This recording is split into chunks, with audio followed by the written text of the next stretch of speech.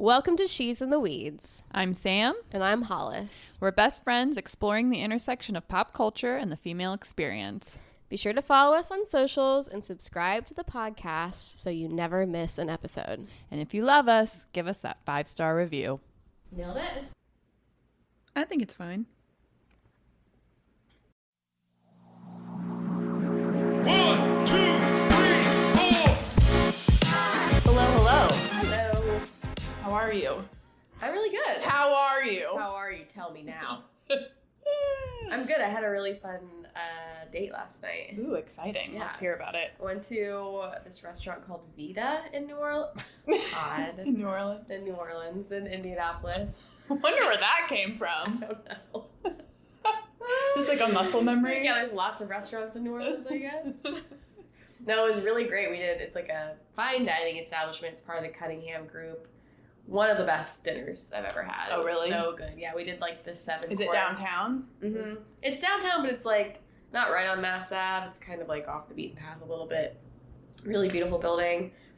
And we did like the 7 course with the wine pairing. Nice. It's just so fun to like, obviously you're not doing that all the time. Right. It's like a special celebration with a other couple friend, but man, was it fun. And the food was spectacular. I mean, like, just like, give us a rundown. What were okay, so the first course was like this tiny little piece of brioche with like this liver mousse on top. And then, you know, when you get like a fruit tart, it looked like a mini fruit tart, but it was ahi tuna and like avocado inside with this like crusty shell. Well, So maybe that's why you said New Orleans, because that kind of reminds me of that ahi tuna dish we had at that restaurant in New Orleans, because it had avocado and some kind of like roe. Mm-hmm. And the ahi tuna. And it was in like a cone. And it was in like an ice cream cone, like a little mini ice cream cone. Yeah. And then there was a pasta dish. There was an asparagus dish with this mushroom, and like the most delicious mushroom I've ever had that had these really cute little like grill marks on them. Nice. This like amazing béarnaise sauce. And there was a scallop dish with just like the most perfectly cooked scallop. What else? We finished with like a wagyu, piece of wagyu at the end, and then like a bite of wagyu. Yeah, it actually was like bigger than I anticipated, and then like a strawberry rhubarb dessert, and then you know you have a sommelier come and pour you a taste of wine with every dish that was like paired. It's just so fun being bougie. Yeah, God, it feels good, and you're just like, sure. You know, I don't need to do that all the time, but when you do it, you're like, yeah, I get it. Why people want to be filthy rich? No, absolutely. It's like so much nicer. It reminds me of that scene in Succession when Tom takes Greg and he's like, I'm going to show you how to be rich. And he takes Greg to like some restaurant and it's like a whole bird. And Greg's just like, what? And Tom's just like, this is you're going to eat it. Like, it's just hilarious. I know. It's like I have such a hang up with like rich people, but it's also like then you're in nice cars and you're like, I get it. Or you buy really nice clothes and you're like, and you're like, I get it. Yeah. I get it. You have just like a ridiculously nice, expensive dinner and you're like, this is just so much better. So much better than the Cracker Barrel. I know. Oh dear. Well, good. I'm glad you enjoyed your culinary experience. Thanks. Yeah, I was like, man, yeah, there's really good food in Indianapolis. Oh, actually. absolutely. Yeah. You know, I saw, I think it was like a food creator talking about how Bloomington has the highest concentration of ethnic restaurants outside of Manhattan. Really? Wow. Yeah. I mean, I knew we were known for that, but I didn't know it was that. I didn't either. Manhattan. That's impressive. Yeah. Nice. No. And I mean, I didn't fact check that, but it was interesting. I mean, yeah, it could very well be true. Yeah, I mean, concentration wise, I'm sure there's some like the ratio or percentage. Yeah, like where they talk about like per capita or pound for pound. Right, it's one of those situations. Yeah. Sure. No, we need to go to Marco Polo. I'm dying to go there. I've seen a lot of really good reviews, and then there's that new burrito place right over here. Yes, it's right next to the nail shop. So we need to check that out. The old nail shop. Yeah, we got some places to go. Absolutely. That's going to be our new non-podcast hangs. We got to try do some drop-in workout classes Yeah. and try Some all food. the restaurants instead of just going to the same 2 places all the time. Yeah. Which is we tend to do. Yeah. We love a haunt. We do. That we do. I also said the word haunt twice last night in conversation at No, dinner, and I I was do the like, same thing. God, what am I doing?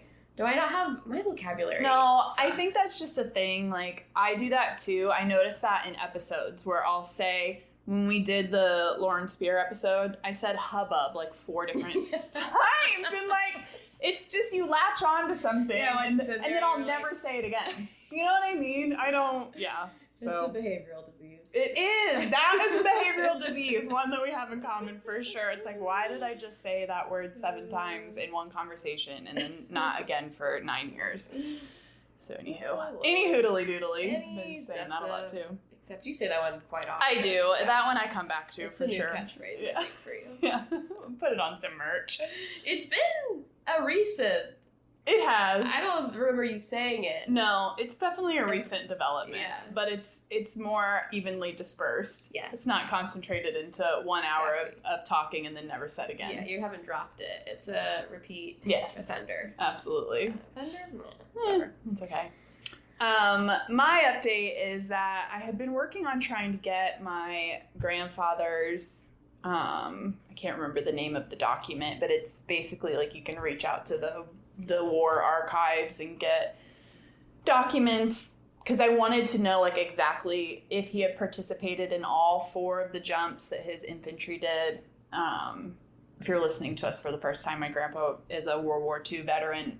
He's no longer with us, but I've been working on putting his archives together of all of his stuff. And so it just had a lot of information, like things that he trained for. It just has a lot of cool information. And because it was so long ago, it's like public record, so I can get it. So I put the request in, you do it all online, and I just got the email back a couple days ago, and a bunch of records were lost in a fire in the 70s, so it doesn't exist. No, I'm that's so bummed. That does. I know. It's a huge bummer. I know. And I was about to be so excited. Dude, I know. So, Dang. oh well, but That what are you is, gonna you know, archivists are very important. I was just reading an article about, like, how New Orleans scientists have said that, like, we're at a turning point where, like, there's no coming back. Like, it's going to be inhabitable at some point. And how, like, they're having to figure out plans of, like, how to, what's the word I'm looking for? Taking all the archives and protecting them, like, how to move all that stuff. do? Like, digitize it? And Yeah, and, like, you know, and I think that's a big thing that's happening with, like, climate change in general and natural disasters is, like, how to protect all the records things are and getting things. lost. Yeah. Yeah, It's, and like, I one mean, of the, like, many things you don't think about with right. stuff like that. And it's like, it's so cumbersome. yeah. You know, and obviously this fire took place in the 70s, so that was long before things were becoming digitized, Yeah. you know, and yeah, so that is a big job for somebody. I know, you yeah, like- like, there's people figuring out. One of my mom's friend's daughters does that. Yeah. It's a profession. Would Sounds be so interesting. cool. Yeah, Just to look at all the cool old stuff. Yeah. Because, like, you can digitize it, of course, but then you also want to keep the originals. Oh, of course. Like, That's where I'm like, at what with do you my do? stuff. Yeah. Yeah, and that's been such a huge undertaking just for, like, my family. Yeah. And, like, the few people that I have stuff for. I can't imagine, like, just rooms upon rooms of things. Yeah. Boxes and boxes and boxes and... Yeah, preserve. That was the word I was looking for. Preserve. Preserve. Sorry, Yes. my brain isn't firing at 100. That's okay. It's the thing about the dinner with 7 wine pairings. So by the end, I was What's like, the thing about 7 glasses of wine? dang, I mean, they're not full pours. You're like, oh, it's just a taste. But, like, Right. By the end of it, I though. was like, woo, we were all like, okay. Sorry, so That's okay. couldn't Yeah. come up with preserve, but that's what we're trying to do. Yeah. So, yeah, I mean, it's definitely interesting and, yeah, a big undertaking. So, Yeah. hopefully someone's on it. Yeah. Hey, guys, listeners, maybe one of you could just jump on that real quick. Oh, Lord. Oh, dear. I do have to say, you know, I mean, kudos to us because you kind of heard it here first when we were talking about the success of these YouTubers, and now they have major motion pictures in the theaters, Backrooms, and Obsession, and I kind of talked about both of those creators and how I discovered them on YouTube, and it's so cool how they're, doing this now. And Mark Duplass was in the Backrooms. I haven't seen it yet, so I don't think he's has a big part in it, and he may have had, I don't know if he's a producer or, what other involvement he has, but I just wanted to read something he said, just kind of about the success of both of these films. He said, "I just want to take a moment to celebrate the glimmer of hope that Obsession and Backrooms are bringing to our industry. And I don't want to overstate it. I know how complicated and dire things can be, but this is cool. So it helps to double down on what I've always believed in, which is we should be woodshedding at home with our friends. We should be using the tools that we have available to us, our iPhones and Blender, and swing the sword that's in your hand. Make your stuff, and when it's really good, start putting it out there, and there's a path." And I just thought that kind of parroted some of the things that we were saying about people who maybe wouldn't have opportunities otherwise, and just make your art, put it out there. And I just think it's really cool. And as a longtime horror fan, it's really cool to finally see these people getting some of the credit that they deserve. It's been such a poo-pooed genre as far as accolades and awards and all these things, and it deserves its moment. Yeah. It always has, and so it's exciting. No, for sure. It also is kind of inspiring to myself and the things we make also. It's just make the stuff. Yeah, we kind of had this conversation about us in the podcast. I know, because I can very much, with my creative work, get, I don't want to show anybody or put it out there because it's not perfect. Right. And, I have this, complex of, no, just make the stuff. Yeah. Put it out there and see what happens. Yeah. You know? Yeah, we submitted the podcast for a feature on Podcast Delivery, which they featured us, which was really nice. And one of the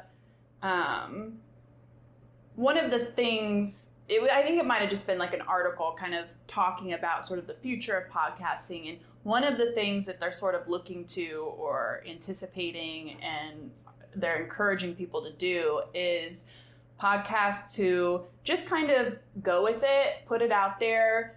People who are being authentic and people who aren't afraid to just start and maybe pivot or, niche down later. It really sounded a lot like what we did. Yeah. And how, they think that's going to be a very successful avenue for podcasts in the future. You don't have to have it nailed down from the start. Right. And honestly, it can be, I think, more inspiring and more authentic to just do it.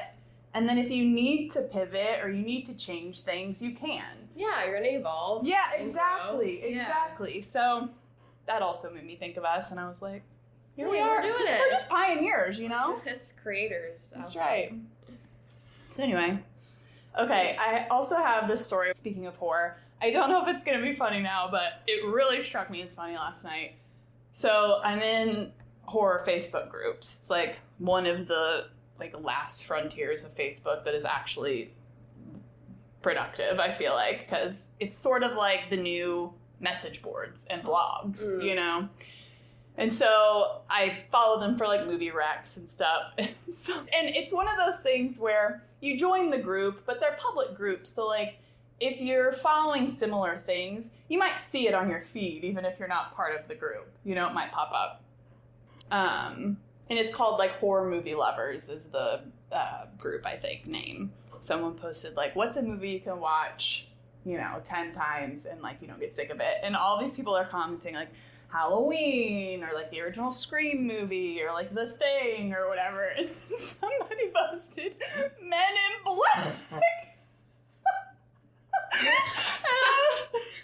I was laughing so hard. It struck me as so funny. I was obviously they didn't read the title. They were just oh yeah, sick, my favorite movie, Men in Black.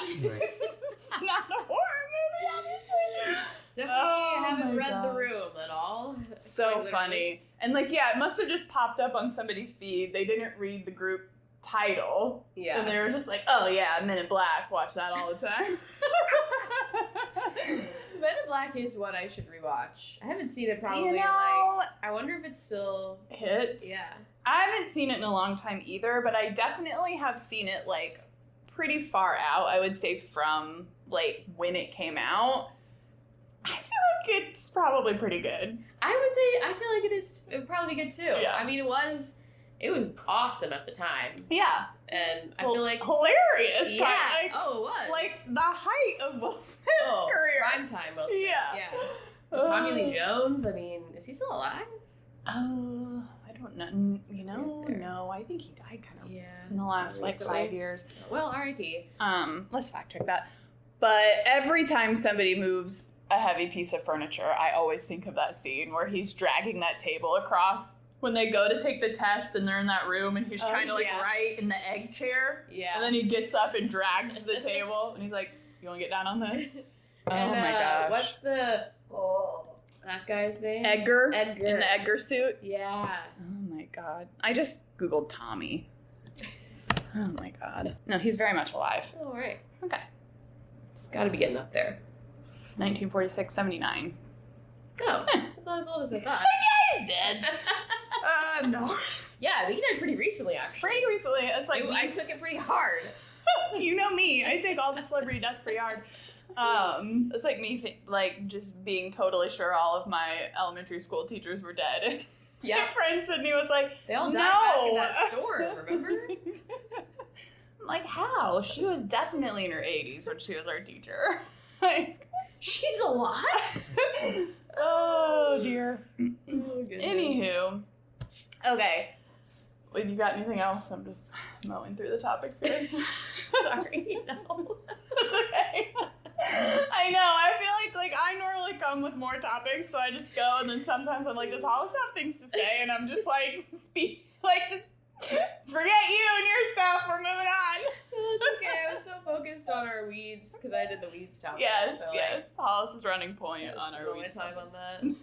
Okay. No, but I do. You said you had an update or something you wanted to talk about.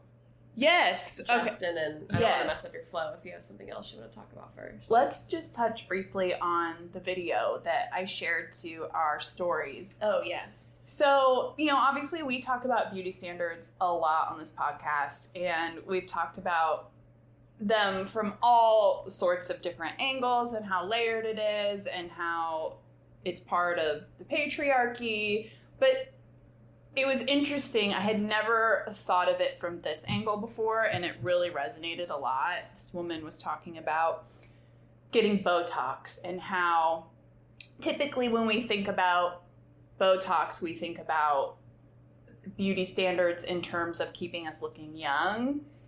And she was talking about that, but she was talking about it more from the angle of having lines on your face is evidence of thinking and intellect and experiences and leadership, and how we're so quick to want to erase that from women's faces. Yeah, that kind of blew me away. I know, I was like, wow, that is a nice slow moment. Yeah, because I was like, man.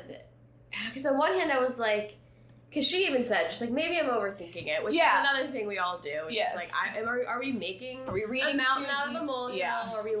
Are we trying to create these things, this narrative that like doesn't truly exist? But then it's like, just because it's happening doesn't mean it's maybe intentional. Right. Or like, what's the word I'm looking for?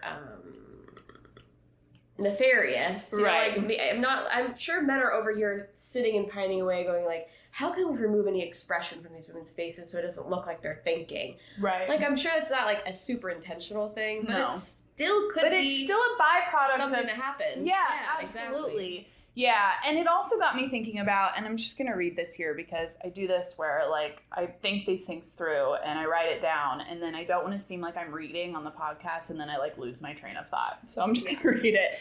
I wrote, because, and this kind of ties into something you said on our Meg Stalter episode, when she said the comments from men about her weight or, like, how she's fat or something like that is a sign of like, oh, actually you want to sleep with me. Yeah, you're in love with me. You're in love with me. Yeah. So I wrote here, because we've talked about how they're used also, we think, to like keep women in a specific lane, like you talked about with the Swamp Beauty, keep us distracted, keep us focused on one thing so we're not paying attention to all of these other things that are going on. And then it got me thinking about how it also keeps the men in line, because I don't actually think all men are attracted to that beauty standard. And that ties into what you said about Meg Stalter. And I think a lot of times men say those things because they don't want to admit that they actually are attracted to unconventional beauty or looks or whatever you want to call it.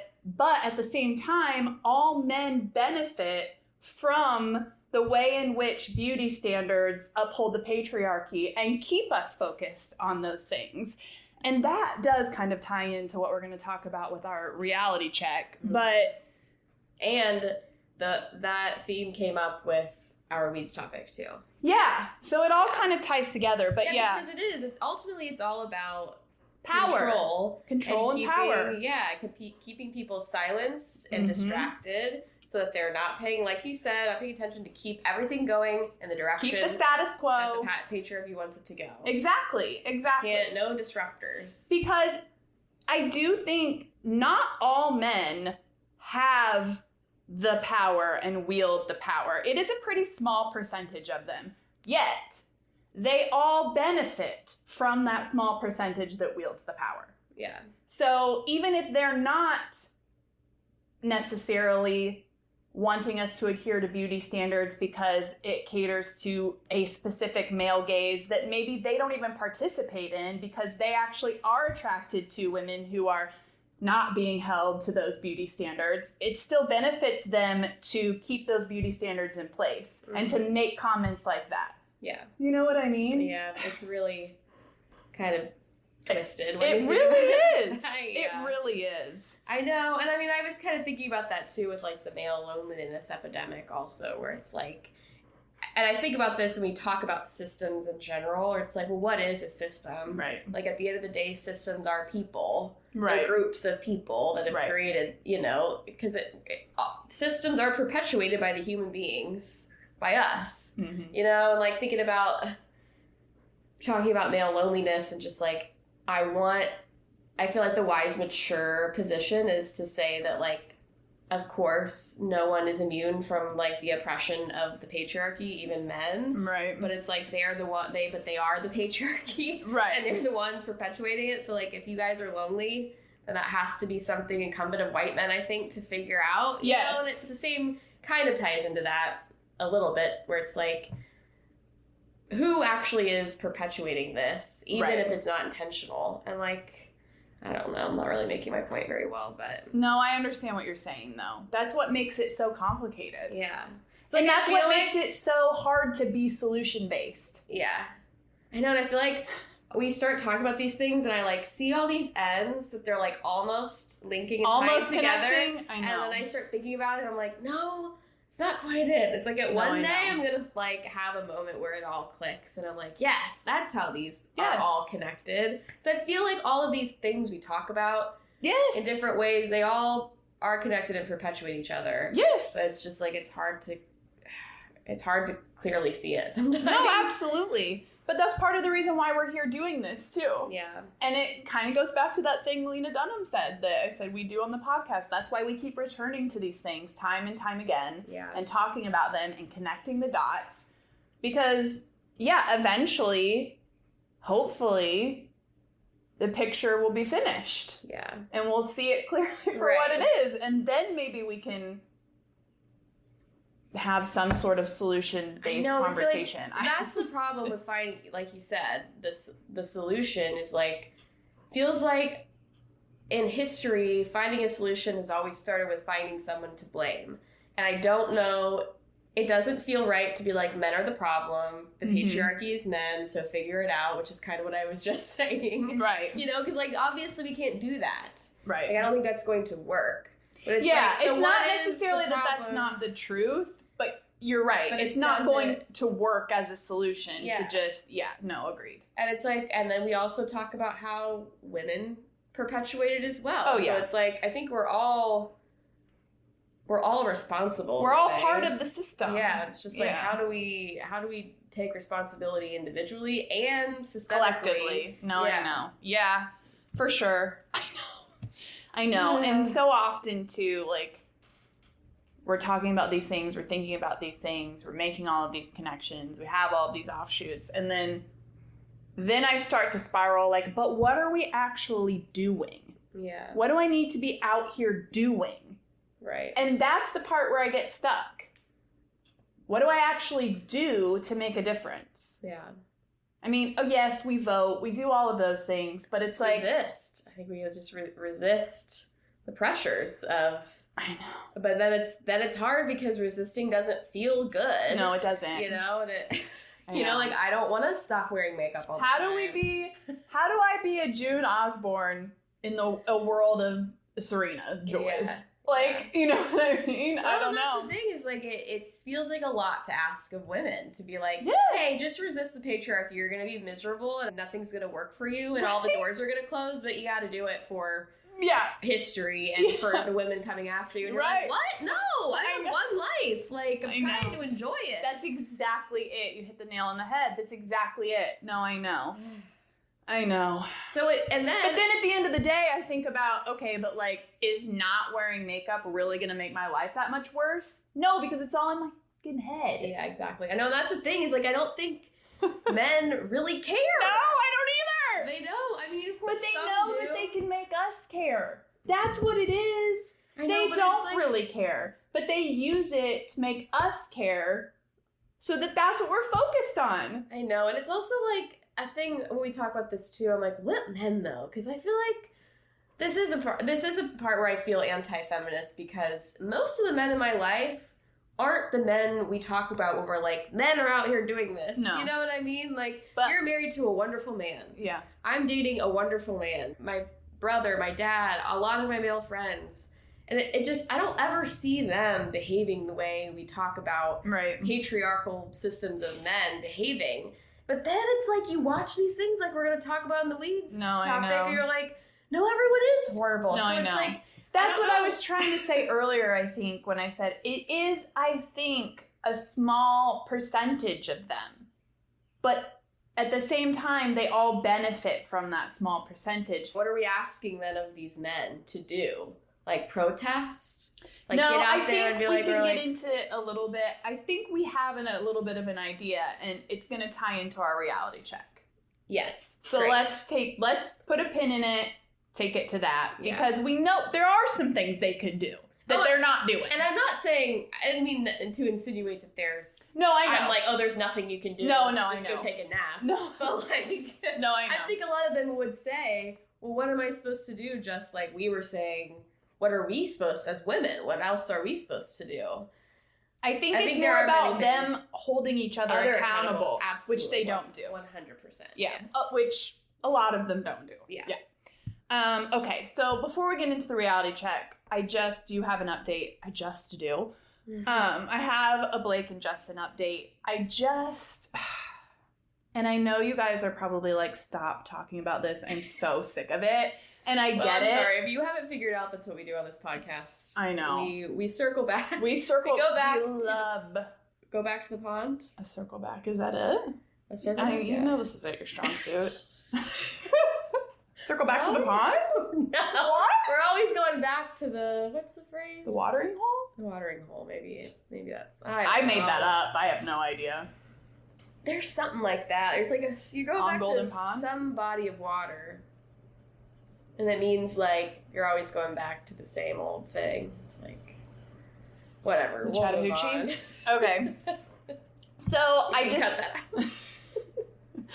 I just can't stop because I'm starting to feel gaslit.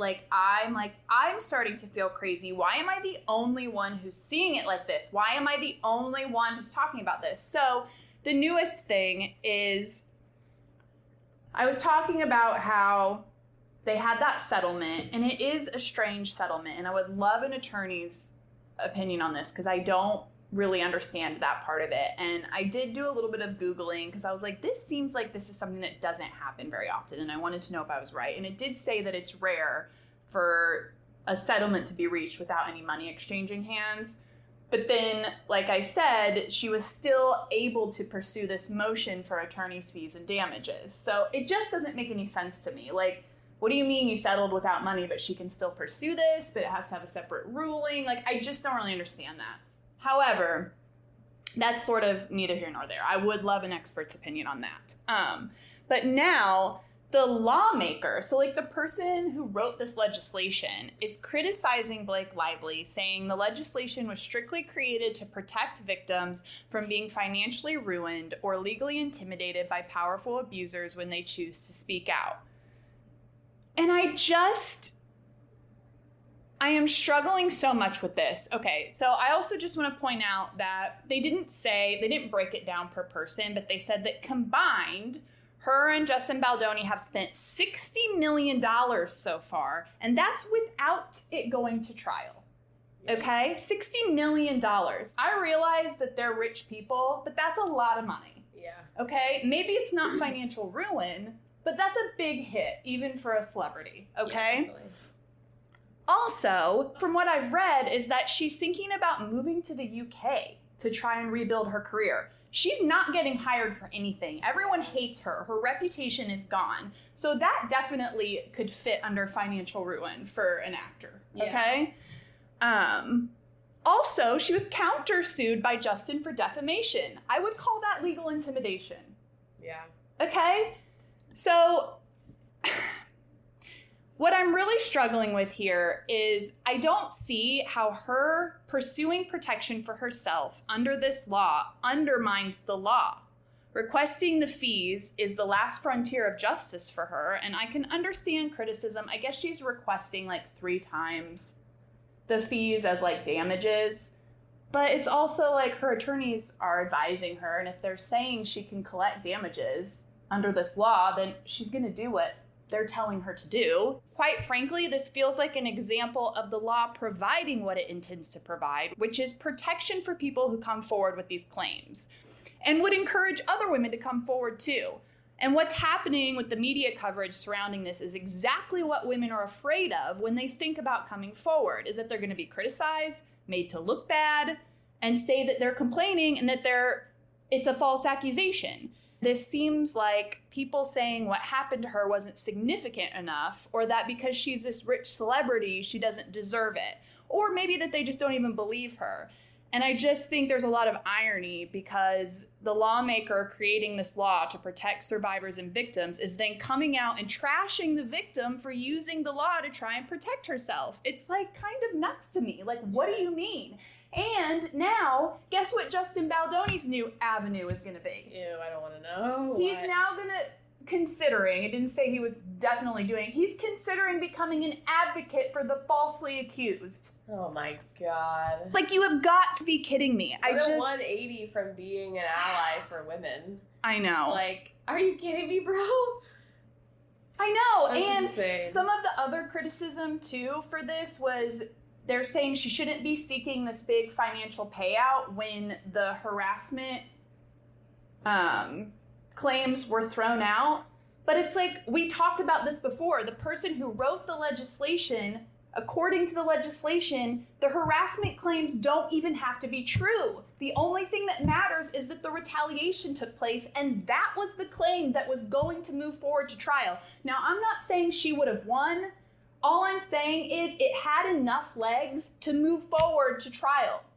So, like, everyone's entitled to their opinion about what they believe and don't believe, but the irony is insane to me. I cannot believe this person is coming out and criticizing her. Like, this is exactly why women don't come forward. Yeah.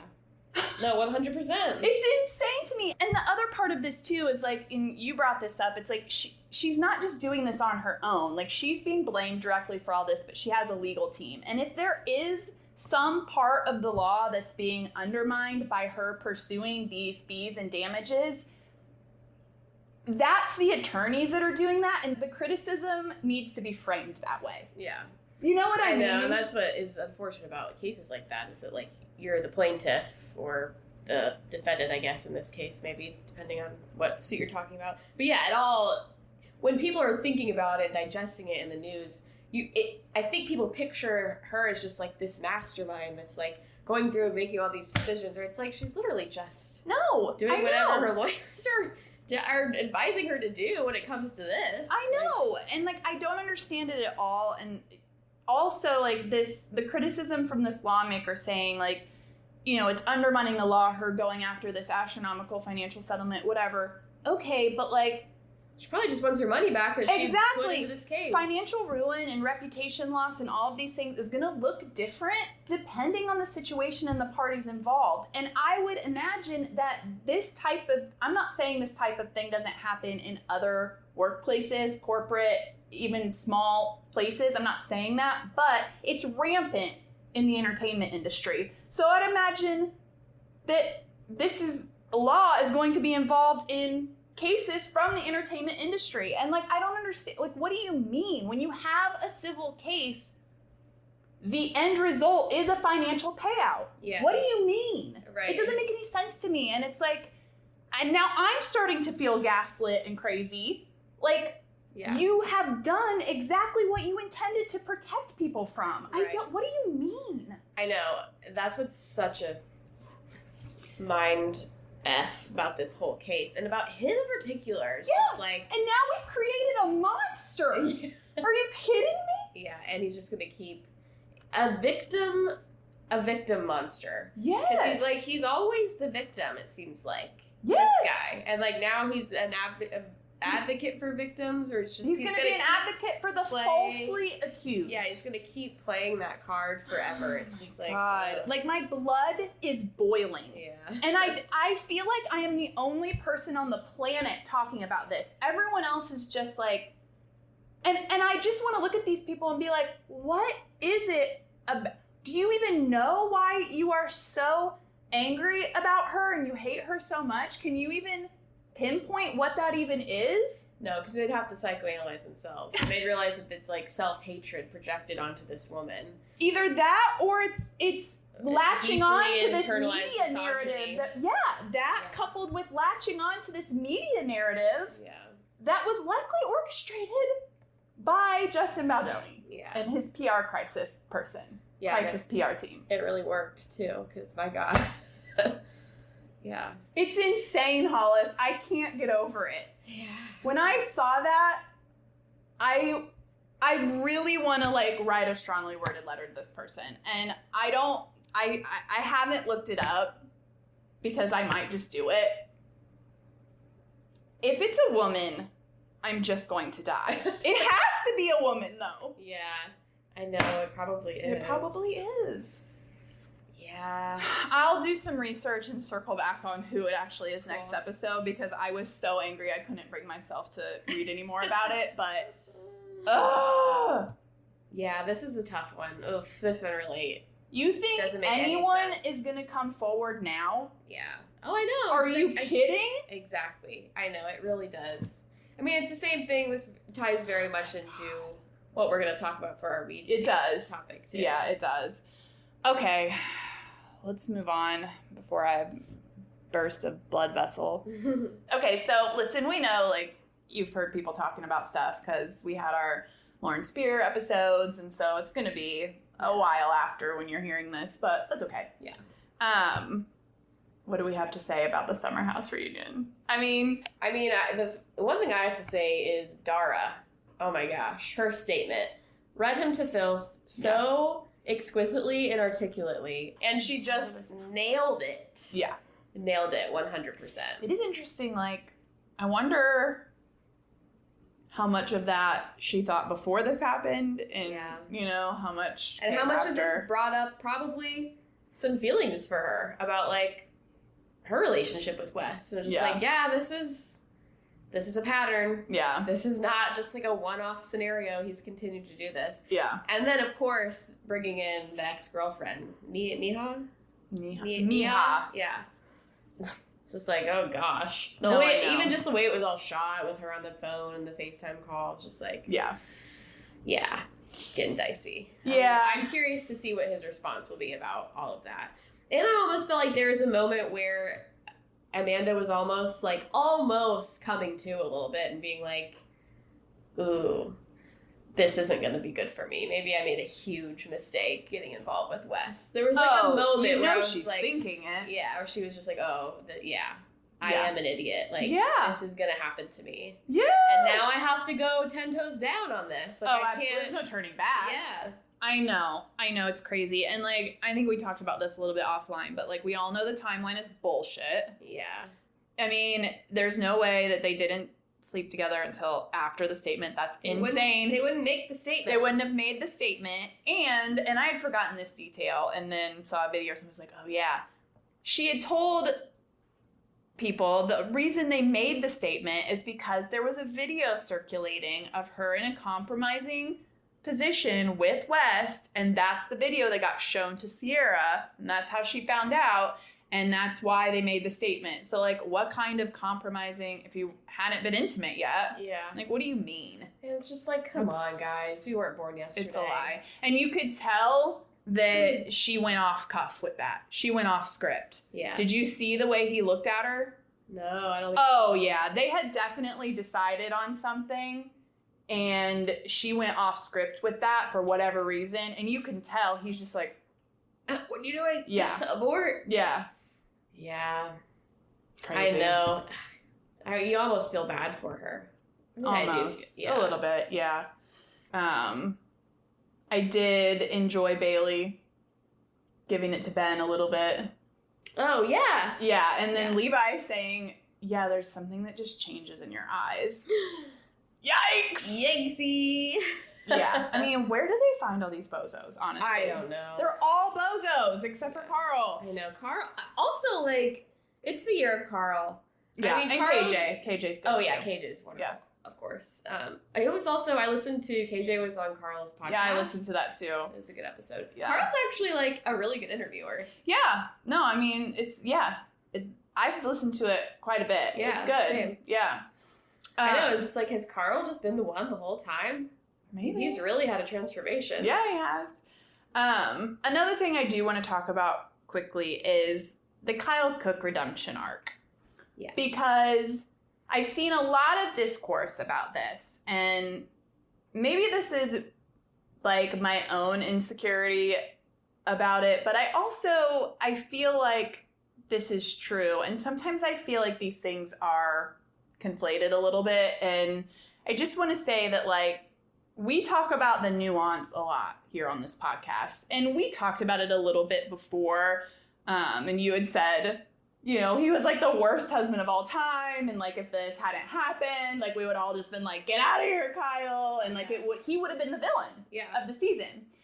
And you know, now that this has happened, everybody is like, in a big buzz term right now is revisionist history. Everybody's saying like, oh, now everyone's like gassing up Kyle and talking about how great he is and how they feel so bad for him. And I just want to say that sometimes new information becomes available or things happen, and you can have sympathy for somebody in a new situation when new information becomes available without excusing or defending their previous behavior.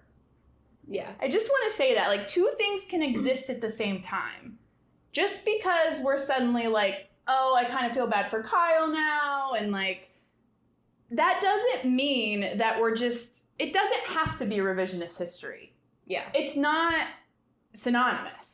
You can still recognize the fact that he was a horrible husband, and we've said this before, likely has some anger issues, could definitely benefit from some therapy, should not have been talking to her that way, and still also have sympathy for him in a newfound situation. Sure. You know what I mean? Oh, yeah. I mean, of course, both can be true and exist. But I think he's definitely getting off the hook publicly.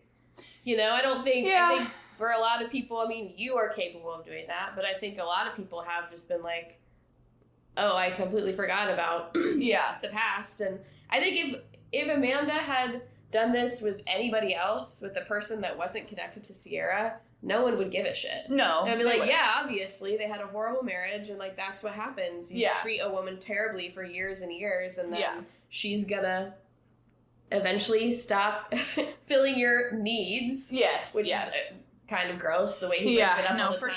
sure.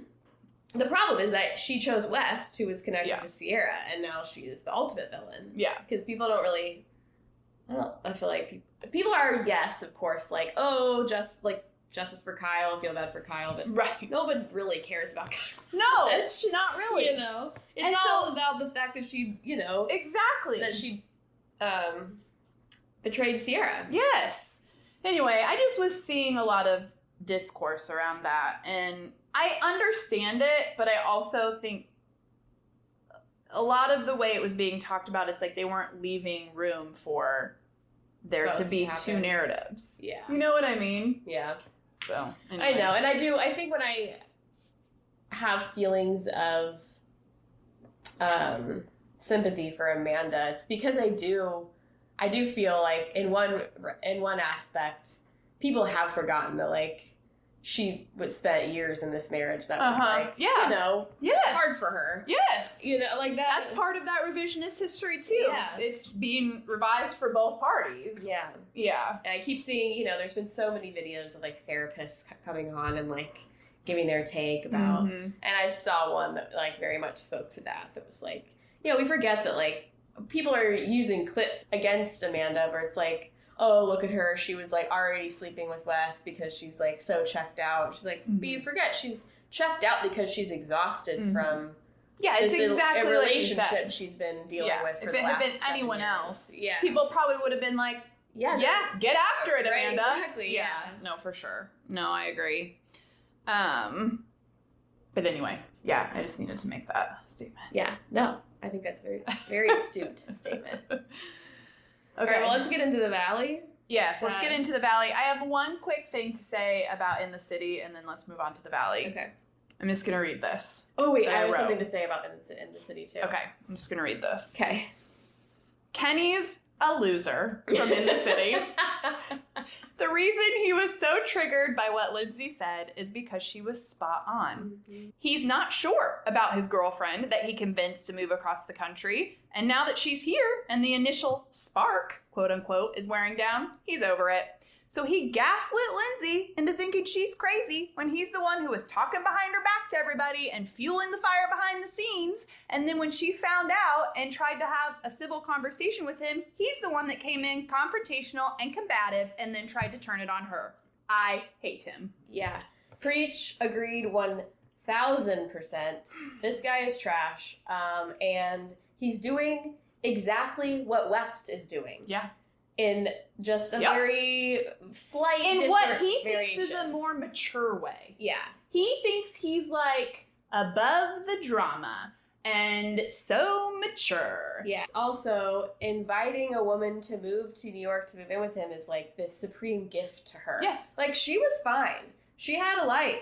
Right. She was thriving. Yeah. Like, she doesn't, like, God's gift to woman is what comes to mind with this guy. Yes. And I teared up at that scene when she was moving because I have been in that exact same situation. Yeah. Almost down to like the details of like the wooden balls she was bringing. Yeah. Like, I had an ex, I moved to a different state with him, and it was my choice and I was happy to do it. I was excited to move there. But it was also like I built this whole life for myself, and when we were moving, it was emotional, and I wanted to bring a lot of this stuff with me that I had bought for myself as an independent woman out on her own for the first time. Right. And I was attached to these things, and I let him convince me that, like, no, we don't need any of this stuff. I have stuff. Right. It's quote unquote nicer. Yeah. You know, you don't need any of this stuff. And I was like, we were getting in an argument over like these things that I was like, I want to take this bookcase. He was like, it's just a bookcase. And I was like, but it's not just a bookcase. Right. It's my bookcase that I bought for myself and I like it. Yeah. And I want to bring it. Yeah. And he, you know, I ended up leaving. And I had like a pile of like wooden planks that I wanted to make signs out of. He was like, we're not bringing all this trash. And I was like, yeah, but it's not. It's my trash. Right. You know, and like it took me back there. So I was like, yes, I totally get where you're coming from. And you're making fun of her. Yeah. And like, I get that he didn't get it, but it's like, take a second. But did he not? Yeah. He just didn't care. Well, that's the thing. It's like, I'm sure he didn't get it because he didn't think or care to take a minute and be like, let me see how, from her perspective. Right. And then she goes through all that, and now he's like, oh, I'm not sure, even though I convinced you to move here. Exactly. Oh my God. I mean, just run. Run far away from this man. Yes. If he can't get it together for you now, he's never going to. No, it's not a red flag. It's a red mast and sail. Yeah. I mean, the fact that he felt that way and didn't discuss that with her before she moved out there is insane. Criminal. I hate him. Okay. Yeah. Shall we move on to the valley? Yes. Okay, I want to say one thing before we get into the nitty gritty. I just could not stop laughing about Zach crying about the monster fridge. Oh my God. I thought he was going to say something serious about, like, how he's going to miss his roommate or something. He's like, He took the monster fridge. I was like, Hi. you got to be kidding me. That whole party was hilarious. Yeah. It was a Everybody's good one. reaction walking in to that empty ass apartment. I know, and it's like, And the editing, of so course, good. so good. Top tier. But- Okay, so should we just get right down to it? Yeah, since we're talking about the party. I mean, I assume we're mostly going to be talking about Danny. Yeah. Yeah. So let's just dive Danny in. and all of his cronies. Yes, Yeah. yes. Zach included, which I'm very upset about. I think I said this offline. disappointing. I mean, he's a gay man. He's supposed to be on our side, isn't he? He drank the Kool-Aid. For whatever Ugh. reason, they're under this spell. Him, all their friends. I'm so tired of them making it about the drinking. It's not about the drinking. It's about his behavior. Yeah. And the way he was talking to Nia when they were in San Diego at the park, he wasn't even drinking then. Right. Like, it's not about the drinking, and she's trying to create this, Nia is trying to create this juxtaposition against all of the other friends of, like, well, everybody drinks and, like, does stupid stuff and, like, says stupid stuff.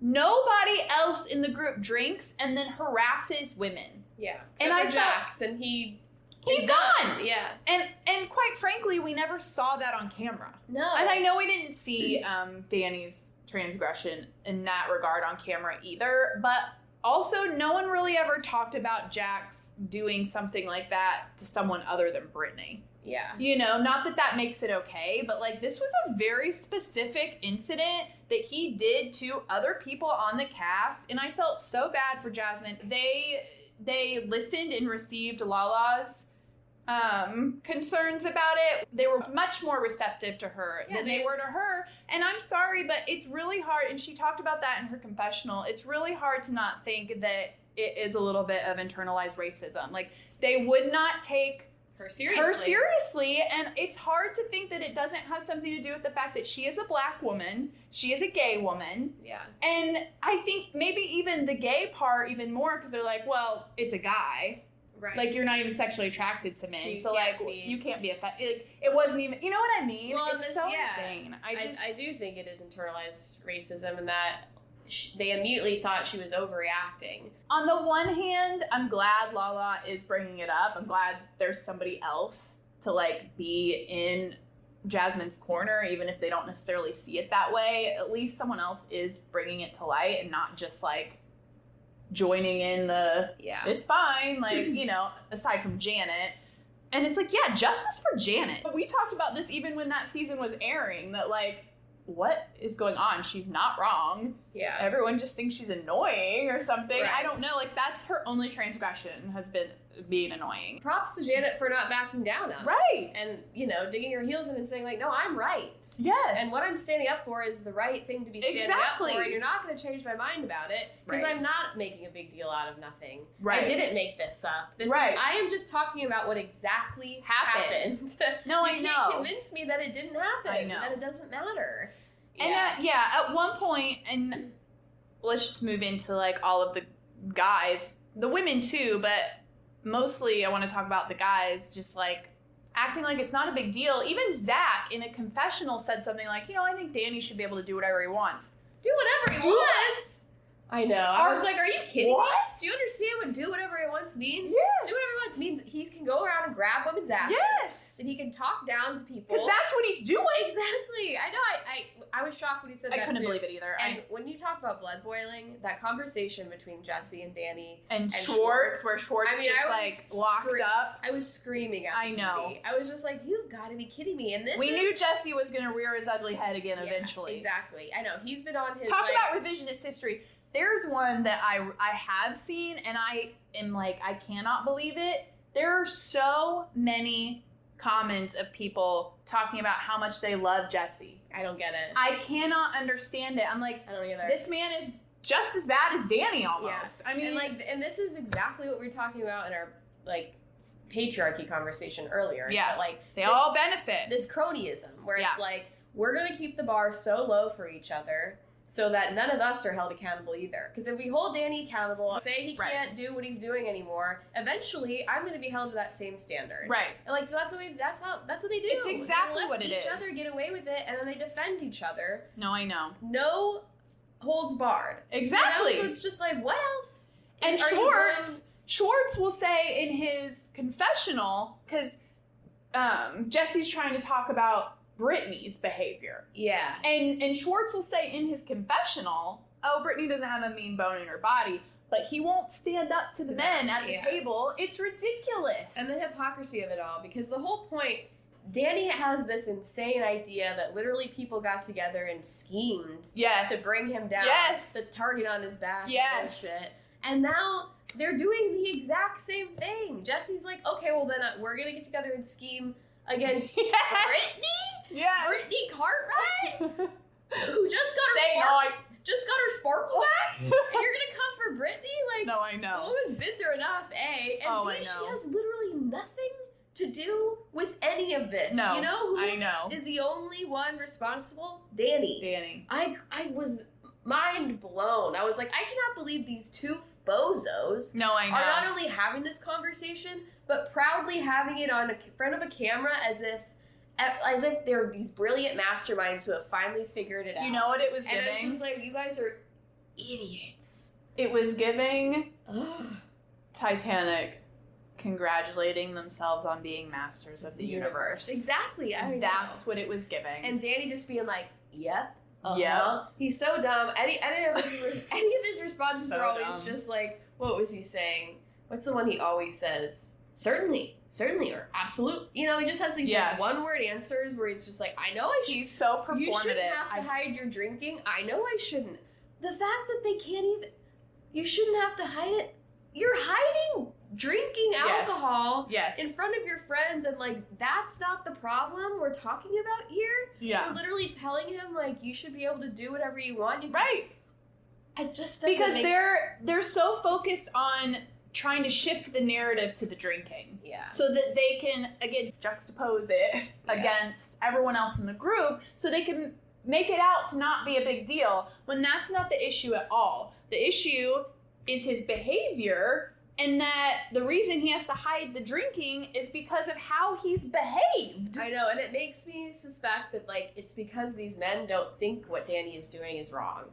They don't think his behavior is all that bad. Yeah. And that it is okay to get drunk and grab asses sometimes, because that's what men do. Men are allowed to talk to their wives however they want, because that's their wife. It's their problem. And no, the women Jesse are over even here. said, "Boys will be boys." Oh God, I know That term. Yeah, we've retired that term. It's buried and gone. Yeah. If you're in using that Flynn term, and boys will be boys, gone. I know. Please look at a calendar and see what year it is, my guy. I know. It just makes me feel at the end of the day, the people defending Danny don't think that what he is doing is problematic. Either that, or like we said before, they know that it could reflect back on them at some point. Yeah, both. And I think both. I think both, yeah. I think we talked about this off camera too, but there was a video, and I don't have her handle. She's very articulate, and she talks about some of these different scenarios, and she was talking about RAPE culture. Yeah. And she was talking about how these kinds of things, what we're seeing happening, is rape culture. 100%. And that even though not all men are participating in rape culture, Jesse's not going around, at least that we've seen or know of, sexually harassing women, but they all benefit from it by not holding each other accountable for it. Yeah. And sure, this could be one of those things like we talked about earlier where maybe we're reading too deep into it, but I actually don't think we are. And I said this when I posted that video on our stories, and this was about the woman talking about the Botox and the lines. I said, some people see these things and they think, okay, we're reading too deep into things. And I do think that sometimes that's true. More often than not, though, we're not reading deep enough.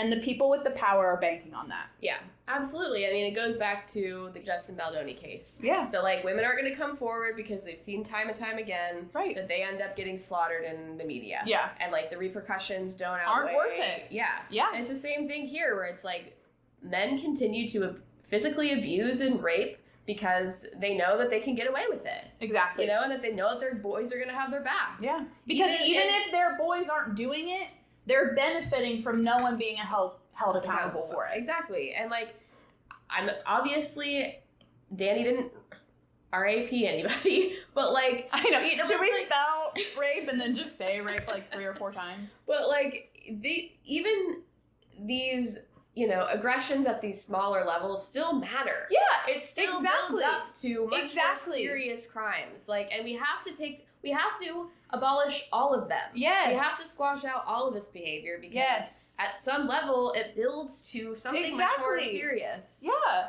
exactly. I know. And you have to take history into account. And I feel, you know, that's how I think a lot of people feel when, you know, we come out with talking about microaggressions and things and people want to brush those under the rug. You have to take history into consideration. You know, men have been terrorizing women for so long. And, like, sure, things are getting better, but we're not that far removed from women being property and being able to legally be raped by their husbands. Yeah. We're not that far removed from that. And we're not that far removed from slavery. Like, these are things you have to take into consideration when we're talking about what people might consider, quote unquote, minor transgressions. Yeah, and if we don't continue to move towards progress, we're already seeing regression. Yes. Trad wives. You know, like all of this kind of stuff that's coming back into pop culture where it's very much, you know, a classic patriarchal system. Yes. And, like, that's kind of what we see in their marriage, too, a little bit. You know, like, it's fine.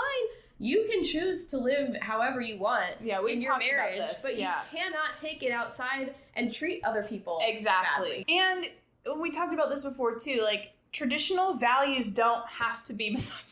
Exactly. Like, you can separate those two things. And yeah, I know. And the Blake Lively thing really made me think about some of what we talked about with Margaret Atwood too, where we see, and then I saw someone else refer to it online as a corkscrew. Progress for women is like, we're going up, up, up. And then at some point, something happens and it's like, oh, wait, no. And then there's all this backlash. And then it's like, you got to go down a little bit before you can go up again. And that's what this Blake Lively thing reminded me of, where it's like, yeah, okay, this person created this law, obviously, you would think, to try and help victims, help survivors who more often than not are women, and that's progress. But now it's almost like they're shooting down their own progress by criticizing a woman for trying to utilize the law. It's the corkscrew. It's like, oh, yes, we want to progress, but then it's like, oh, wait, is it working? Right. Oh, shit. No. Yeah. We didn't think it was going to work like this. Oh my gosh, it's insane. Yeah. So I'm curious to see, it feels like things are really going to come to a head in the next episode or so. Yeah. I know. Like, he just doesn't have anything to say for himself either. Like, no. Anytime this He almost has no redeeming qualities. I know. Like, I'm sorry, but... No. Oh, dear. All right, let's get in the weeds. Okay. Is it time? Yeah. Yes. All right, so we watched this 2-episode show called Dirty Rotten Scandals, which is, they do a different story every episode or part series. This one is about The Price is Right. Yeah. And kind of like, you know, pulling the covers back on like what The Price is Right really was, what Bob Barker really was. I don't remember these lawsuits from like the early 2000s, late 90s. I don't either, and it's funny because I watched The Price is Right. Oh, we all did. A lot. And loved it. Yeah. All that to say, I was only about 10 when the first one popped up, but it's interesting because I remember Claudia. Oh, yeah. I mean, I remember all of them, but Claudia came when I was older and like had a little bit more, you know, you just have a little bit more awareness, I suppose. And I'm wondering, like, I guess maybe media was just different then. Yeah. I wasn't reading newspapers. Maybe it was in magazines. We didn't have, I mean, in 2000 we had the internet, but it wasn't what it is today. So I actually messaged my mom and my aunts and was like, hey, I'm just curious if anybody remembers anything about this in real time. And my aunt was like, well, yeah, now that you say it, she's like, there must have been something, because I do remember that, specifically about Diane. Oh, yeah. So, yeah, and I also just wonder, too, if it was a time where people just didn't care about those kinds of allegations as much as we do now. Right. Didn't take them seriously. Right. And I think the woman was always assumed to be lying. Yeah. You know, and it was, Mhm. and he was so beloved. Everyone loved Bob Barker. Right. It was just like, oh, yeah, of course, this is fake. Yeah. Oh, dear. So, anyway, so I'll just give a little background on, like, Yes. what they talk about. So they kind of give like a little history of Bob and his life. Can I interject and say one thing? Yeah. I just found this funny. And like maybe they just like glazed over it because it was only 2 episodes, but they said something like, in 1950, him and his wife came to Hollywood. Bob was 27 and he started his career. As if like he didn't have to do anything. Yeah, right. You know, because he was a man, Yeah. a white man, and so it's like he just walked Showed up on in, the scene and showed was up, like- and they were like, this is the guy. Yeah. Yeah, I know. I found it was that funny. funny. At 27. Right. What have you been doing for 27 years? And I do think at that time, 27 was very different than it is Yeah. now. Like, they saw him as a full-grown adult man. He walked in, they were like, here's our guy. Yeah. I just thought that was funny. No, it is funny. And yeah, I think he was pretty much the man right off the bat. Yeah. Yeah. So I'm not going to spend a lot of time going into all the history because it's like, whatever. Right. What we want to get into is like in the 80s, basically, when they have these permanent Barker beauties. Mm-hmm. And the main players are Holly Hallstrom, Barbara Hunter, who's actually one of the producers, a female Mhm. producer, the first female producer of the show, and Kathleen Bradley, who's the first Black permanent Barker beauty. So they're kind of like the main players at this point. And you're just kind of getting a background about like all of this bad behavior and misogyny that's happening behind the scenes that like he, you know, presents as this wonderful guy that everyone loves. And I always remember that too, like, you know, watching the show, he never seemed to act inappropriately with the beauties on the show. Like I never picked up on that. Like they've all presented it very much as like, yeah, he was very good and calculated at like presenting A certain as, way. yeah, this lovable character, and this was all happened, you know, behind the scenes, which goes back to this systemic practice of like, you know, lying to people and presenting and like presenting one way and what you're doing behind the scenes is totally different. Yeah. It's a way of control and silencing people because no one's gonna believe you. Right. There's exactly. no signs. Exactly. You know? And that everyone behind the scenes is part of the boys' club. Yes. Oh, 100%. We'll get into that. Yeah. And I do wonder if I were to go back and watch old episodes, if I would pick up on anything. Well, yes. And about how he interacts with them on stage. Yeah. You know? Yeah.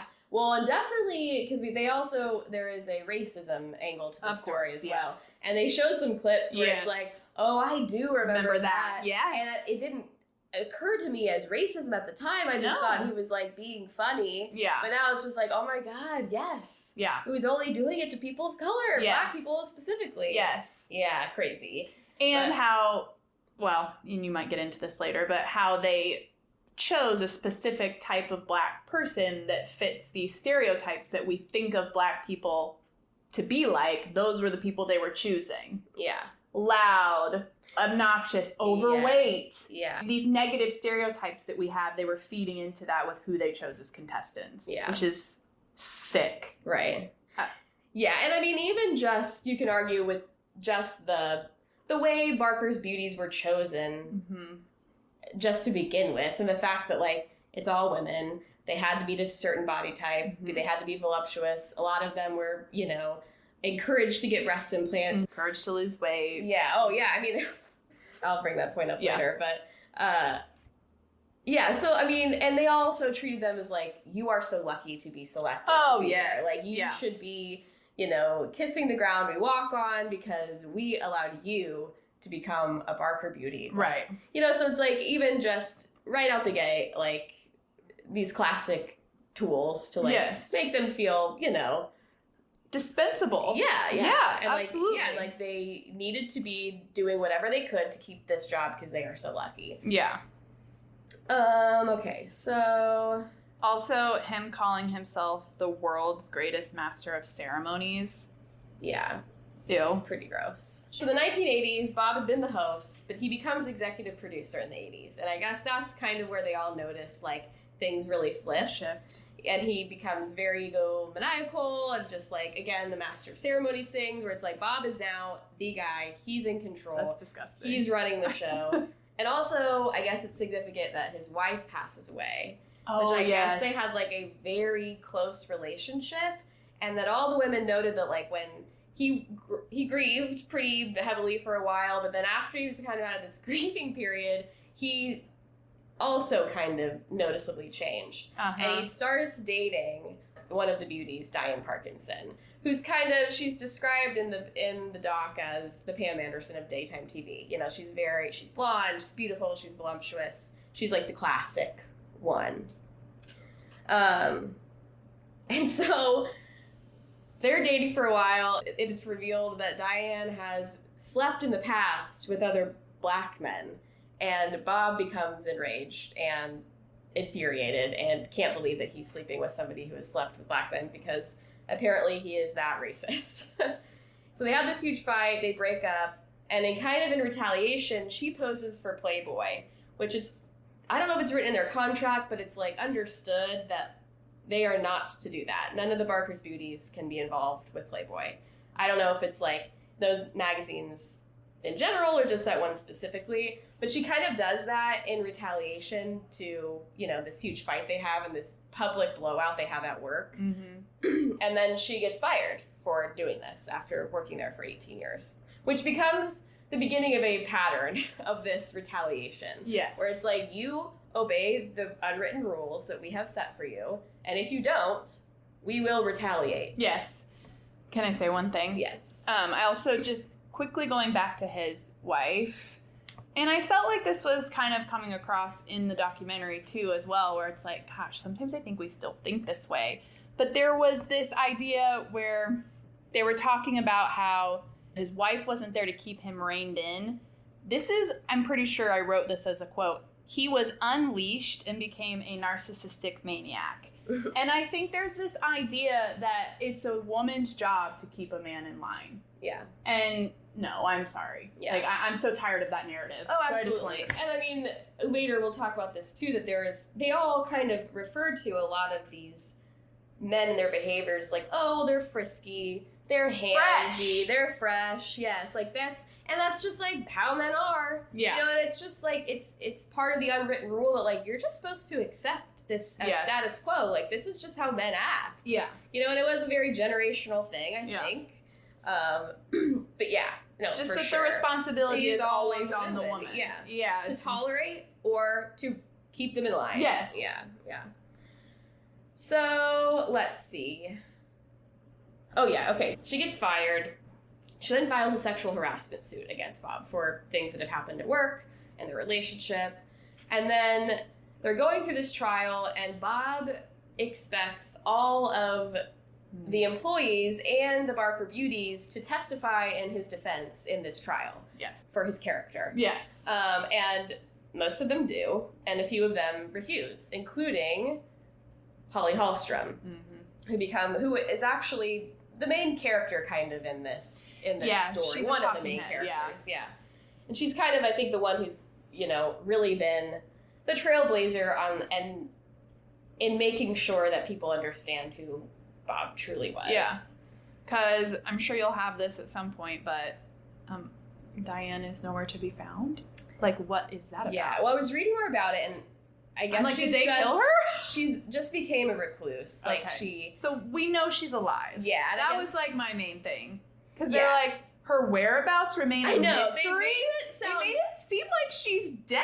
Yeah, they made it sound way more scandalous than I think it is. I think she just, like, is a kind of a recluse, removed herself from the media. Yeah, because because she got ripped apart probably. Yeah, when I was reading about it, they were like, she did make, you know, some real estate moves. People were like, she sold a house or something. Like, they know that she's alive. She's just like not involved. Okay. Again. Yeah, because she didn't participate in the documentary, and then they're like, her whereabouts. We've reached out to Diane for comment, but her whereabouts remain a mystery. They really made it sound like something nefarious happened. Yeah, that's what we talked about. I was like, an investigation needs to happen. Like, somebody needs to find Diane. Exactly. Yeah. We need to mark Diane safe from Bob Barker. Okay, so Holly refuses to testify, and then they force her out, basically. Yeah. They're pissed. They're like, this is not how this is supposed to happen. And, of course, they can't actually fire her, but they force her to take early retirement in 1995. Yeah. And she immediately, like, goes to hard copy. Remember that show? Yes, I had that in my notes when she was like, oh my god, hard copy. I know, me too. They flashed it up. A blast from the past. I know, so funny. And I was like, good on her. Like, she didn't waste any time. She was like, no. She, like, the PR story was spun, and she was like, I'm taking it to hard copy and telling the truth. So then Bob files a defamation lawsuit against Holly for going to the press and talking about it, and says, Bob claims that, no, she was fired for weight gain, which is also insane. Yeah. Like, that would be, at the time, an acceptable reason to fire somebody that you would literally go to the media and say, like, no, we didn't fire her for that. We fired her because she got fat. Yeah. Like, in defense of yourself. Yeah. It's so wild. It just kind of tells you a little bit about, like, what the time was the climate like. Of that time. Yeah. Absolutely. Yeah. Oh my god. Yeah. So Holly's not the only one who refuses not to testify. 6 people end up being fired. One of them had been there for 29 years, one for 10 years. And so there's some serious fallout from all of this. And this trial ends up going on for years. Yeah. And that's when Claudia Jordan comes on the scene, because they have to hire new beauties to replace these permanent beauties that they fired. So Claudia Jordan is hired in 2000. She's the second Black woman in history on the show.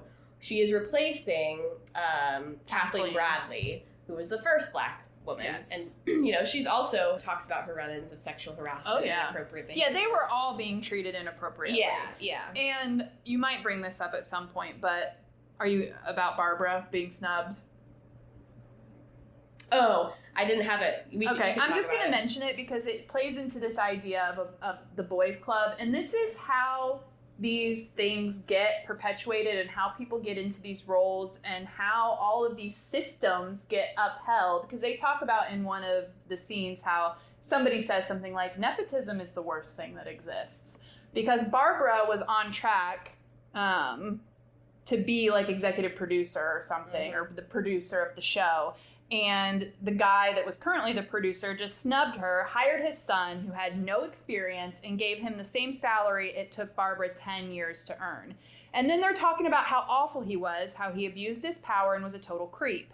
And yeah, this is how some of these things go completely unchecked for decades because the power just exchanged hands to the next loser with no questions asked and no way to challenge it. Yeah. Yep. And that introduces Phil Wayne. That's who you're talking about. Yes. His dad, Frank Wayne, was the original producer. They stubbed Barbara. He comes in. So he's been there for years just being horrible. Fresh and horrible and treating women like shit and getting away with it. Yeah. And he has a lot of power at this show, and him and Bob are cronies. And they're president and vice president of the boys club. Yes, exactly. So Claudia gets this job, she's so excited to be there, loving it. She's starting her LA trajectory. And he ends up touching her inappropriately, grabbing her butt. She just, even the way she described it, the way, he leaned into what she said and, how she said it, I was just like, ew, you can just hear him saying it. So foul. And so she files a formal complaint, and again, this pattern of retaliation starts where, all of a sudden, she's being criticized for everything. She's getting dinged for everything. She talks about how she became very conscious about getting to work on time and that she would get there. And she was told by one of the security guards that all the security guards were told to alert Phil whenever she got to work. and that he suspected they were turning the clocks back. Yeah, or forward to make it her look like she was late, which is so insane. Because she would be like, I would make a point to do everything right because I knew what was happening. Right. And all of this retaliation was happening, so I wasn't going to mess up on anything. She's like, I know I was going to need to work on time. And I would get there and it would be like 3 minutes past. And I'd be like, what is going on? Yeah. So I'm Talk about gaslighting. Oh my God. I mean, that is just next level. That's almost like... That's sociopathic. I mean, it's very similar to the actual plot of where that term comes from that movie. Yeah. With the gas lamps. Yeah. I mean, it's insane. Right. I know, just like the lengths people will go to. Men will go to. It's just insane. And the fact that we had, like, no way to check that back then. Yeah. Isn't that wild? Yeah. Yeah. In 2000. I know, and like that's the thing. This was 2000. Yeah. Like we're not in the 80s anymore with Diane Parkin. No, This is 2003 not that long ago. maybe. Yeah. Not that long ago. I know. So she gets called into this room with Bob, and she thinks that this is going to be about the formal complaint that was made. Like something was going to be discussed or approached. And she was like, great, I'll have a moment to talk about it. But no, Bob's like, I heard you've been really late lately. If you're late again, you're suspended. And then nothing else said.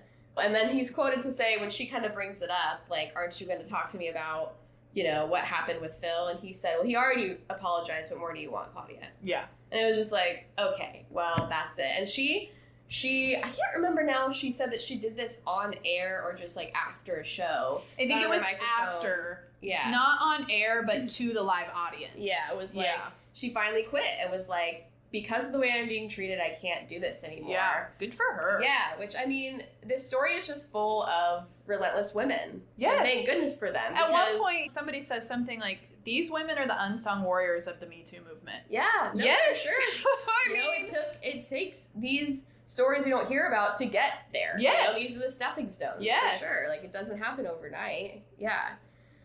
I noted here that it's this relationship between Bob and Phil, the producer, is exactly what we've been talking about with the guys in the Valley, where it's just like they're supporting each other, no holds barred, they're not questioning.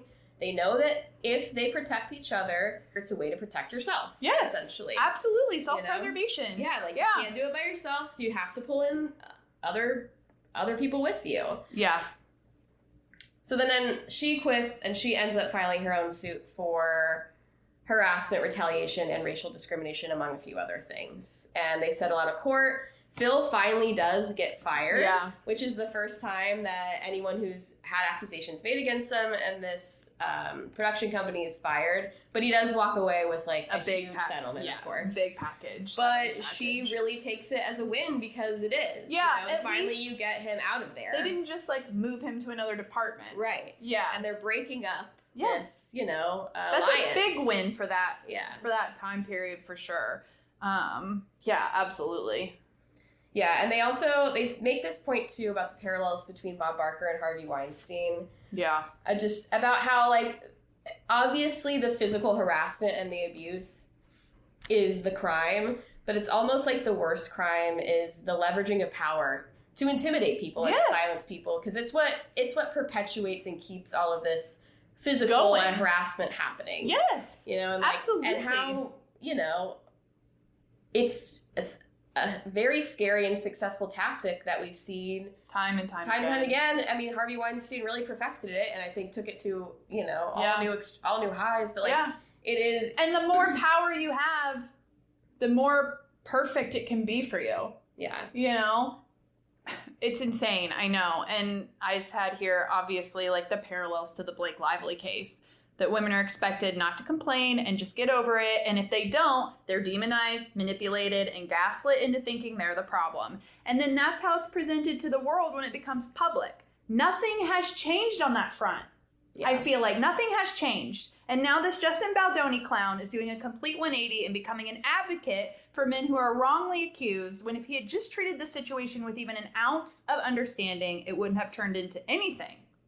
And it's just like, it's so ridiculous. It's the perfect example of thinking that you're evolved until you're faced with your own shortcomings and suddenly everyone else is wrong and you completely abandon what is right for self-preservation. Yeah. Yeah, well said. Yeah, and it's the biggest problem I have with the Bravo universe is this idea of taking accountability. Right. Without any true self. Own it! Yeah, exactly. I've always. Just own it! You know, I've have a problem with the own it. I know. Because we disagree on Lisa Rinna. Yeah, because it's this idea of fraudulent accountability, where it's without any true self-reflection or change, accountability is meaningless. Yes. You know, you can't change. You can't just say I take accountability and not change and not do anything different. It's like that is not a get out of jail free card. Just saying the word accountability. I take accountability. No. Which is what we see time and time again on those shows. Yes. It's just like, all right, guys.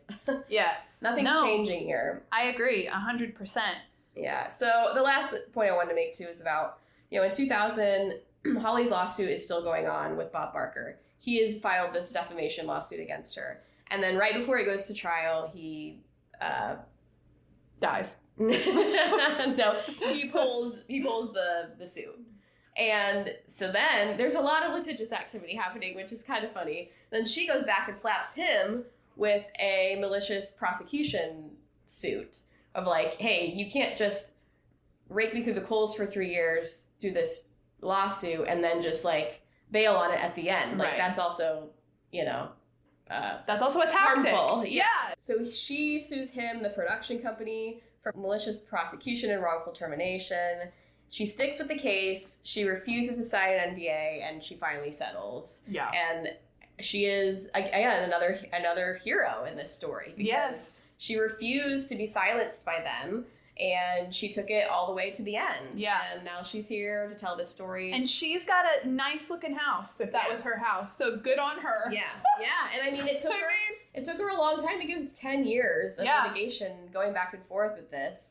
And I think she expressed that she spent all of her money. That's what I wanted to say about in kind of connection to the Blake Lively thing. Like, yeah, financial ruin, sure. But I think sometimes what people don't think about is like, that she was financially ruined. Like, it's not just like, oh, she lost her job. Like, these people end up in these lawsuits that drag on for years and years and years, and the cost is astronomical. Yeah, she sold her house, got rid of her whole portfolio. You know, everything she had earned and worked for at The Price is Right is all put back into fighting this guy. Yeah. No. And I mean, and I think the biggest motivation for all of them was truly just to like see some change happen and not let this guy win. Exactly. For the same thing the Me Too movement is happening, to make change for the next generation of women. Yes. And we see it, it's so important, again, with the Justin Baldoni case we talked about, that like this happening in the workplace is so critical. Yes. You know, like it shouldn't happen anywhere, but it definitely can happen in the workplace because it prevents women from excelling in any way. Exactly. And in the most important way, which your is livelihood. Yes. Which is being able to live and provide for yourself independently. On your own, and if we can't do that, we can't do anything. No, I know. Yeah. It's what raises the bar for men, because when the shift we've seen now is that women aren't dependent on men for survival anymore. Yes. We don't have to be married to men in order to feed ourselves and have a home. In order to literally survive. Yeah, which ultimately raises the bar for what we demand in a relationship. Yes. If a relationship is a choice, we're not going to choose to be with shitty men anymore. Exactly. And I think that's the pushback we're seeing, is that men... This is where incel behavior comes from. Because now women don't have to just accept what is given to them. Exactly. So, or what they've paid for. Yeah. Not only were we given to somebody, our fathers paid other men to take us off of their plate. Yeah. Yeah. The history matters, guys. It's insane. That's exactly what it is. And that's what's fueling all of this incel behavior. It's what's fueling the male loneliness epidemic, all of it. Yeah. No, it's so true. Men being faced with their own shortcomings. Yeah. Yeah, and this one in particular, too, is one that's hard because, you know, it's so layered in that no one wants to believe this beloved person was doing all of these things. We've talked about this a lot. Yeah, which is it's hard to not center yourself in it. Yeah, and like how do we reckon with the fact that like this person we loved for so many years is actually very harmful. Beauty. Oh, I know. I think a lot of us did. I think a lot. That was like a dream of mine. Yeah, look. Thank God that didn't happen. I know, that's looked like a really fun job. Turns Right. out it was really hellish for all of them. And it sucks that, like, you know, you want to believe that there are still sacred things in this world that aren't corrupt and There's not, horrible. And guys. There's not. Like, everything's like, Everything man, sucks. Is there anything that... Is anything sacred? I No. know. Another thing I just need to point out quickly is that when he went from brown to white hair, Yes. he got a 3-minute standing ovation Oh, God. from the crowd for embracing his age. That would never happen for a woman. We don't appreciate or respect age on women. Men earn it, and women have to endure it. Yeah, I know. That was a blood boiling point. Yes! Like, are you kidding me? And that he was sexy.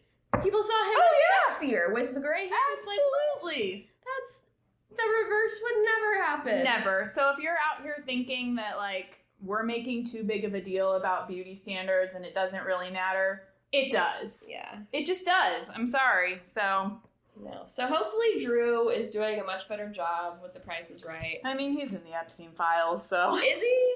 I Of think course he so. is. I know. God. Should we just burn it down? Okay, should we grape and gripe? Yeah. Okay, so my gripe is going to when you put on like a lip mask or like a thick lip balm and it's like a pot, you know, you have to put your finger in it and then you like don't have anything to wipe your finger off and you have to like rub it in your skin. Yeah, that's a bummer. Yeah. Okay, my gripe goes to myself when I love a self-gripe. cancel my hair appointments because something inevitably comes You up. don't make another one? And yes, and then I can't make another one for like 3 6 weeks. And I'm like, why? No, I know. Why did you do it? I know. It happens to me like every single time. And then she's always like, do you want to book an appointment? I'm like, yeah, sure. And I'm like, this time I'm going to keep it. I'm gonna Yeah. hold it. I'm like, no, just... Do you ever get on the cancellation list? No. You should tell her next time, like, hey, if you have a cancellation, call me or text me. Okay, ask her about that. Yeah. That's a good pro tip. Cool. Cool. Great. Okay, moving on. So my grape is going to, I just found this like so hilarious, and I'm interested to see what your take is. Like, I think it's going to be the same as everyone else, so that she's the only one doing this, but I saw this TikTok video, and sorry, I need to start writing people's handles down. And it's been a while since I've seen it, so I may be getting the like lead-in details a little bit wrong, but essentially it was, she decided that she needed to take a shower, but she wasn't going to wash her hair. And I don't know if she was like with a friend and maybe they were getting ready together or something. She's like, yeah, I'm not washing my hair, but I'm going to take a shower. So she gets out of the shower and her friend is like, oh, I thought you weren't washing your hair.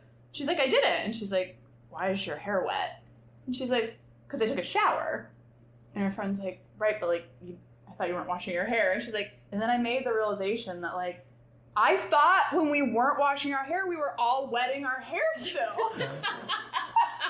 She's like, and then I'm talking to people and they're like, no, girl, That's the like, whole point. that's the whole point. It got me thinking about, like, we always were talking about how there's no unique experiences. Maybe there are. Yeah, because that I'm was like, one. no. Because then you have to, like, dry it. Right, Like, that's what? the point. There's a process there, yeah. Anyway, That's hilarious. Yes. Oh, man. She's like, what do you mean? I thought we were all wetting our hair still in the shower and just not washing it. Well, I'm glad you put it out there, because maybe there's one other person Maybe out there there is, that's who knows? getting their hair wet. Oh dear, that was a funny one. Oh my god. Alright, my grape goes out to this group of friends. My boyfriend and I were having dinner on this patio last weekend, and there was this group of 3 friends, and they were telling some story or joke where one of them said, yeah, and then he went, do I look fast?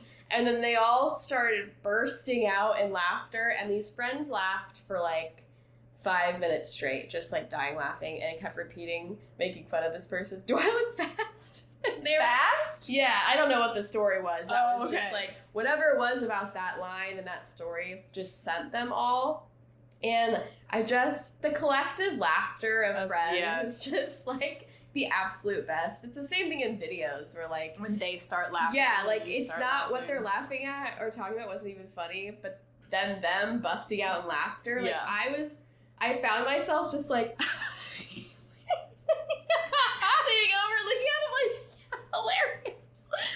with them that I had to be like, oh god, Stop being They're creep. gonna notice you. Like, what? Oh my Oh, god. it's the Yeah, freaking it's like the best. Lil Wayne video. Yeah. Yes! Tell your dad what you said to Lil Wayne. Yeah. Because it's not even that funny, but it's just them No. laughing Yeah. about it. Oh, my gosh. That's a good one. I just said, oh my gosh. Oh my gosh. Oh my gosh.